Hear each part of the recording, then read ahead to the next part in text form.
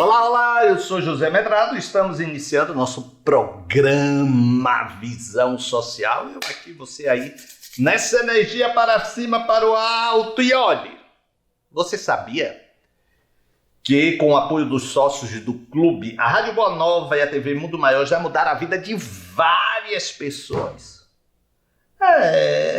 Pode ter certeza disto. Inclusive, muitos têm na sua programação como companhia ali, no trabalho em casa, no centro. É verdade. Então é importante que você participe e nos ajude e faça a sua doação. Ligue 0800 1201 838, 0800 1201 838 ou 11 24 58 32 14. E o WhatsApp é 11 972610272. 11 972610272. É o Pix. Se ligou? Então, e se você quiser outras informações, www.feal.colabore.org. Eu fico imaginando os questionamentos das famílias quando veem um menino de 13 anos entrar na sua escola, como aconteceu na Tomásia Montoro, aí em São Paulo, esfaquear, matar uma professora de 72 anos. Eu fico imaginando a família dessa criança se perguntando onde errou. Eu fico imaginando as outras famílias na apreensão, não é? Ai, meu Deus, na tensão. Mas eu quero ter um papo reto com vocês. Olha, essas crianças dão sinais de que não estão vinculando limite às suas atitudes. Elas dão, e muitas vezes nós, pais, educadores, ou quem está na função de, não damos importância porque não concebemos aquela criança, aquela adolescente com a possibilidade de algo sinistro, criminoso. Tenho ficado triste como a mídia se reporta a esse garoto. Não que ele não seja criminoso, ele é criminoso. Mas eu vejo assim um menino em descaminho, gritando por ajuda. A legislação deve ser cumprida, porque as pessoas têm a mania de achar que quando você olha o humano, você está desconsiderando o que foi feito e já começa a estratificar a postura. Ah, não, é porque é branco ou é preto. Não. Porque 13 anos ainda é uma criança, um pré-adolescente. 13 anos e já é um criminoso. Se essa criança não for resgatada,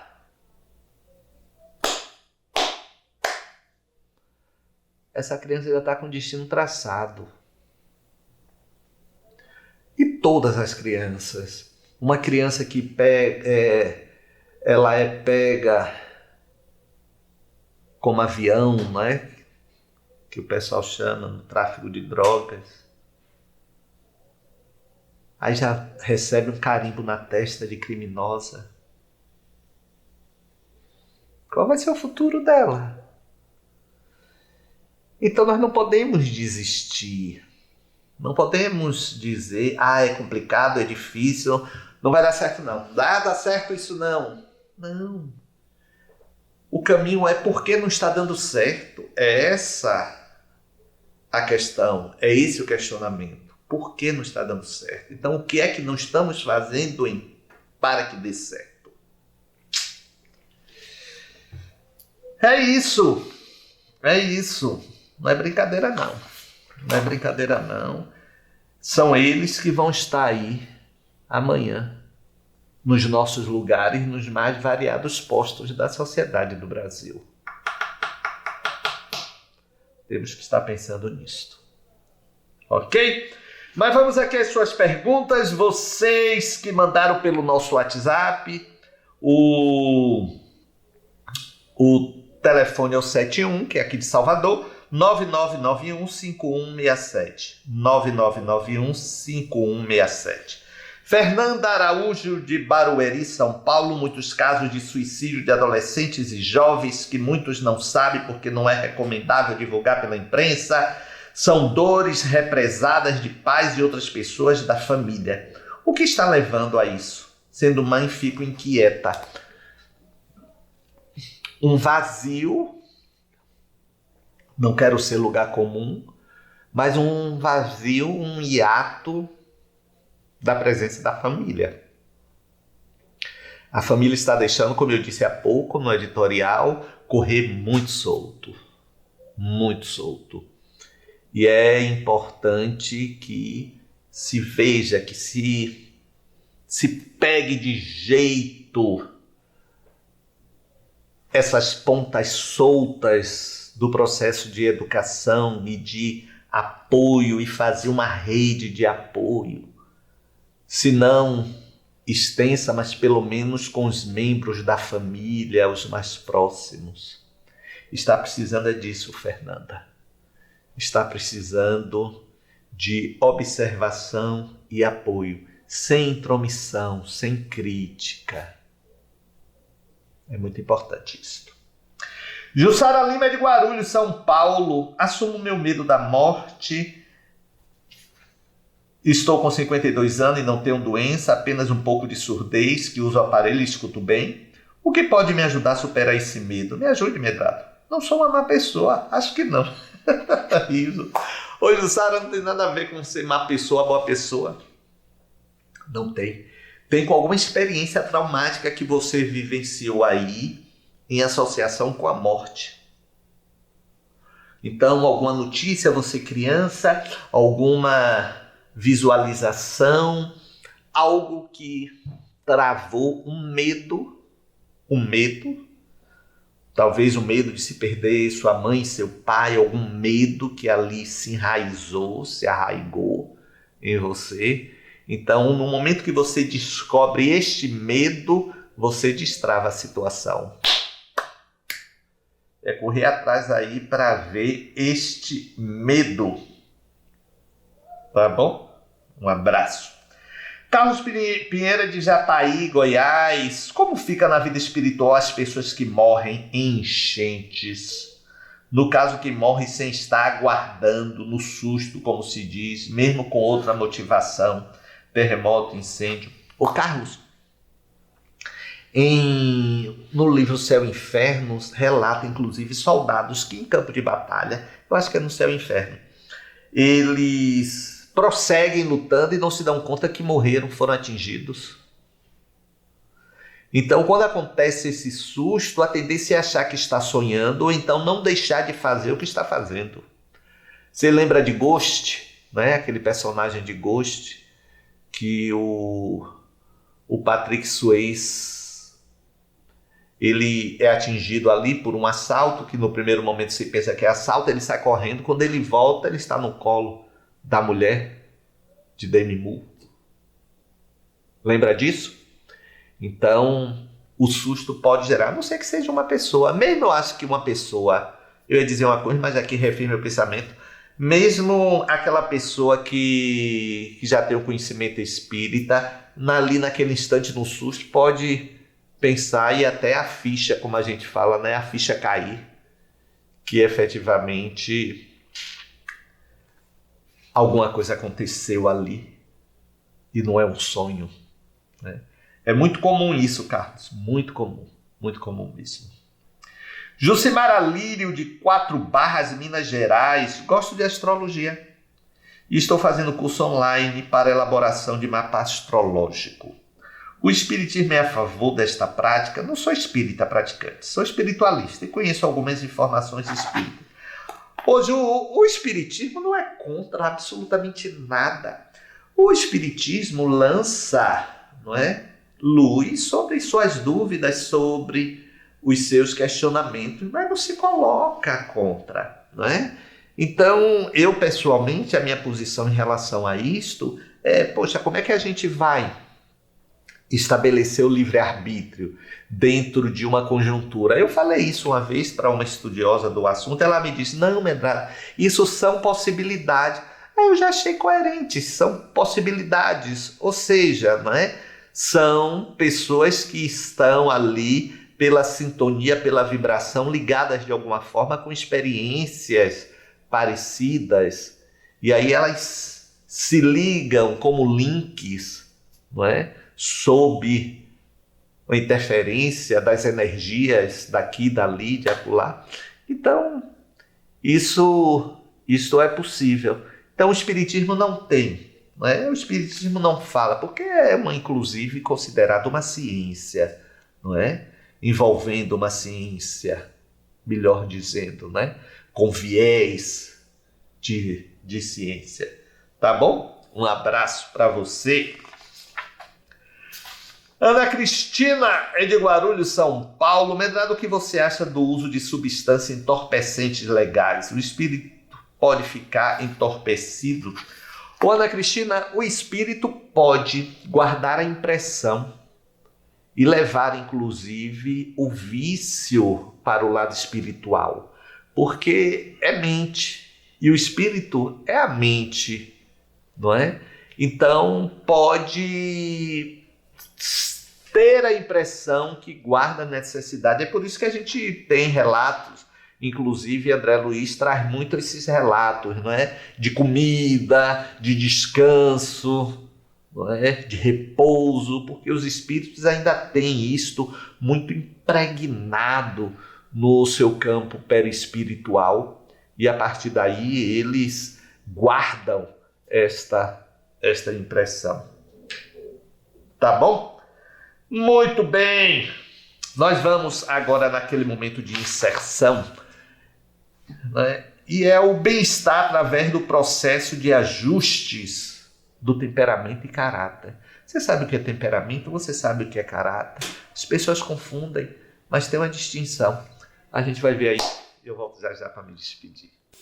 Para que não percamos de foco a compreensão do que seja o processo de crescimento, para que não tenhamos apenas aquela ideia que crescimento, ainda que muito importante e indispensável, é só fazer caridade,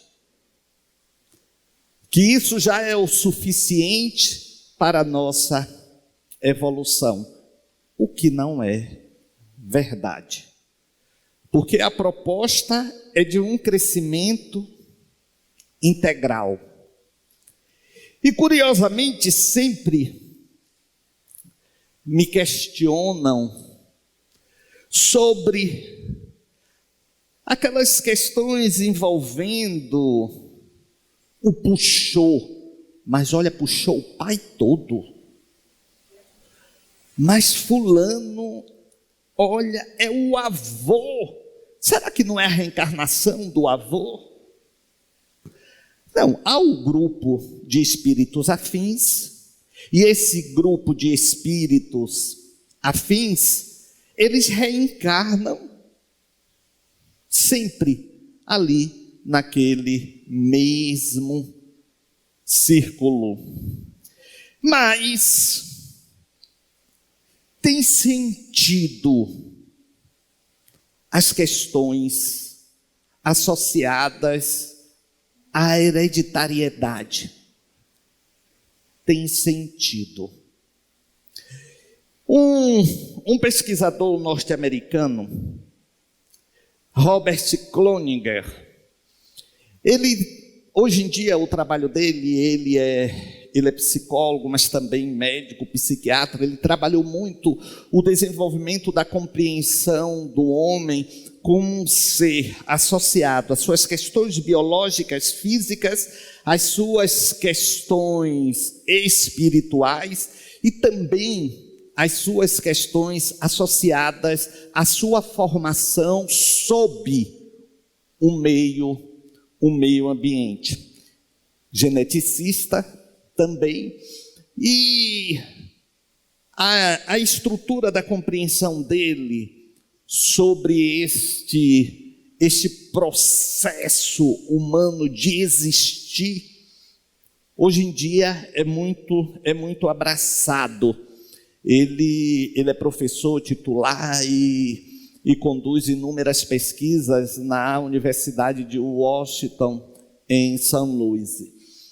Então ele coloca na sua teoria da personalidade algo que merece a nossa reflexão. Primeiro precisamos entender o que seja personalidade, não é? O que é personalidade? A gente reproduz muito, né, conceitos e não nos damos conta desses conceitos. Olha, personalidade é o conjunto de pensamentos, ações. Observe bem, não apenas um foco. Pensamentos, ações e realizações. Quando eu digo ações, porque nem toda, diferentemente de realizações, porque nem toda ação tem o objetivo de realizar algo. Não é? Uma ação pode ser também um processo de refutar, não é? De contrapor e não apenas de realizar. E é claro, sentimentos. Então, esses aspectos formam a personalidade, não é? Então, pensar, o agir, o realizar e os sentimentos. Então, o seu conjunto de ser está aí nesse processo. E é claro que ele sempre vai dizer que nós não podemos deixar de compreender que nesse processo de formação da personalidade, dois aspectos são indispensáveis e funcionam com todos. Diz ele que somos produtos neurobiológicos da nossa existência, ou seja, nós também agimos por questões genéticas, hereditárias, e também nós somos produtos da aprendizagem do comportamento. É interessante isto, porque ele não fala que somos apenas seres reativos por conta da força da nossa genética.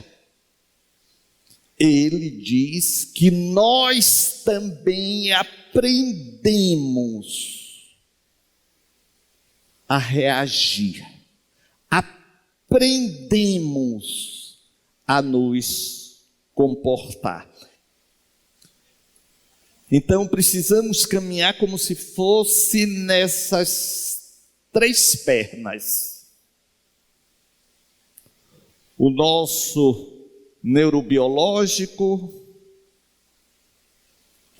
o nosso processo de aprendizado e o nosso espiritual. Isso que vocês fazem ao ler, ao virem aqui, ao ouvir, a gente refletir junto, é o processo de aprendizagem. É um processo de transformação para melhor. O nosso corpo repercute tudo isto. Tanto que a própria Organização Mundial da Saúde já afirmou, e de muito, que não há doenças e sim doentes. O nosso genético, a nossa genética, o nosso comportamento da aprendizagem e esta busca do espiritual é que vai gerar, diz Klinger, o nosso processo, Cloninger, o nosso processo de bem-estar. Não vai adiantar muito se você cuida, faz o seu treino, cuida dessa questão do seu aprendizado para modificação de comportamento, se você não viabiliza isto em ação no bem. Mas é isso, né? Vamos esperando o despertamento à medida que vamos compreendendo que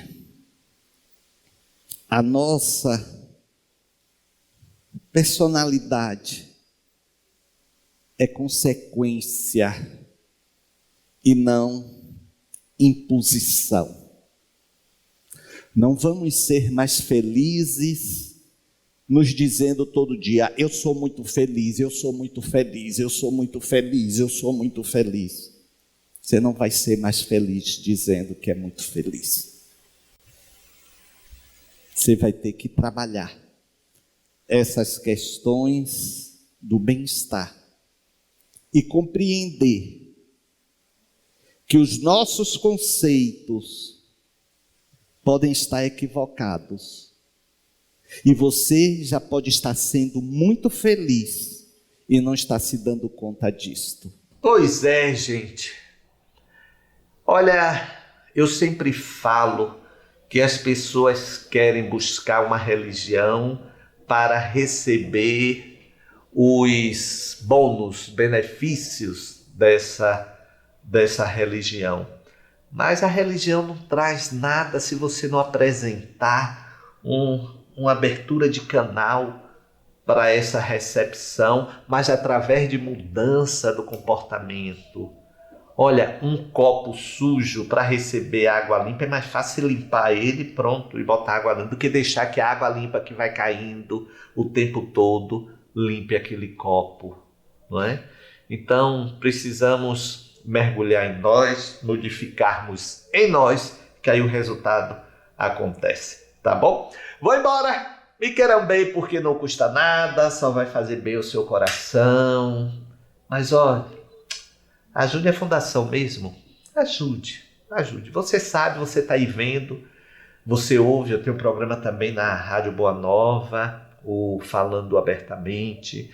Então você tem aí aqueles apresentadores, você tem mais afinidade e que acrescentam uma discussão, pelo menos, uma reflexão a você. Então, vamos fazer sempre essa corrente para que a FEAL e a nossa TV Mundo Maior e a Rádio Boa Nova, que está migrando agora para a FM, sejam realmente vitoriosas nos seus empreendimentos, tá bom? Tchau! A gente se encontra por aí.